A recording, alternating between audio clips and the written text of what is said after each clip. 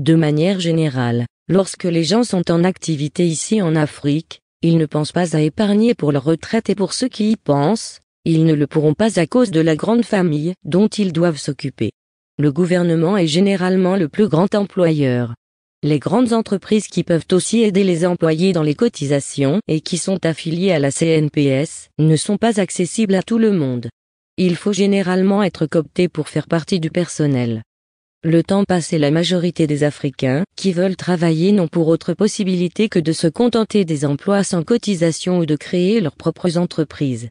Ce qui signifie qu'ils devront préparer leur retraite eux-mêmes et c'est là où se trouve le problème. L'Africain en général doit gérer plusieurs femmes, faire la fête presque tous les jours, s'occuper de la belle famille, beau-frère, belle-sœur, belle-mère et beau-père, sans compter les enfants, neveux et nièces qui s'y trouvent. Ensuite, qu'il le veuille ou non, il devra aussi s'occuper de sa propre famille, et tout cela coûte de l'argent. Sans oublier qu'il faut qu'il s'occupe de lui-même, c'est-à-dire, de son habillement qui est l'élément indispensable pour draguer d'autres femmes et, bien entendu, il lui faudra aussi de l'argent pour les dépenses qui vont s'en suivre. Toujours est-il que, comme nous le savons tous, l'âge de la retraite finit par arriver et il faut affronter cette étape sans argent. Eh oui bien-aimés, c'est la raison pour laquelle nous voyons beaucoup de retraités mourir avant le temps. Ils ne peuvent pas, pour certains, retourner au village, car ils n'ont pas construit de maison là-bas. Ils ne peuvent pas non plus vivre au crochet de leurs enfants, ces derniers ayant leur propre famille à gérer. Chaque jour qui se lève est un supplice. Sachez que dès que nous n'avons plus de perspective d'avenir, nos journées deviennent monotones. Ceux qui vous vénéraient lorsque vous travaillez ne vous remarquent même plus. Vous êtes oubliés alors même que vous êtes encore en vie. J'essaie de brosser le tableau du retraité moyen en peu de mots et, bien entendu, je ne parle pas de tout le monde. Voici alors le début des soucis et les soucis vont vous tuer à petit feu.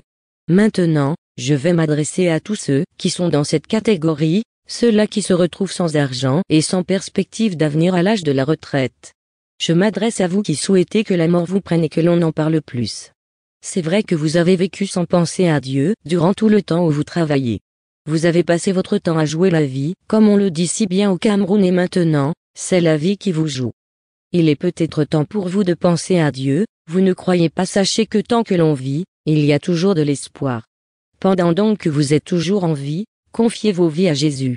Espérez en lui et demandez-lui de vous aider. Dans tous les cas, il n'y a que lui pour vous venir en aide. Il va vous apporter la paix du cœur que beaucoup n'ont pas. Jésus est notre pourvoyeur. Il sera le seul à même de pourvoir à vos besoins si vous vous confiez sincèrement à lui. Eh oui, sachez que nous avons un Dieu miséricordieux qui est toujours prêt à pardonner. Si vous avez envie de lui confier votre vie et que vous ne savez comment faire, dites tout simplement ceci après moi: Jésus, je reconnais que je suis un pécheur. J'ai agi depuis un certain temps de la manière qui ne pouvait pas te faire plaisir. Je te demande pour cela, sincèrement et humblement pardon. Je te confie ma vie, aide-moi à la terminer en beauté. Donne-moi la santé et la force de te servir et laisse ton Esprit Saint habiter en moi et me conduire dans toutes tes voies. Je te dis merci pour ton amour et ta miséricorde.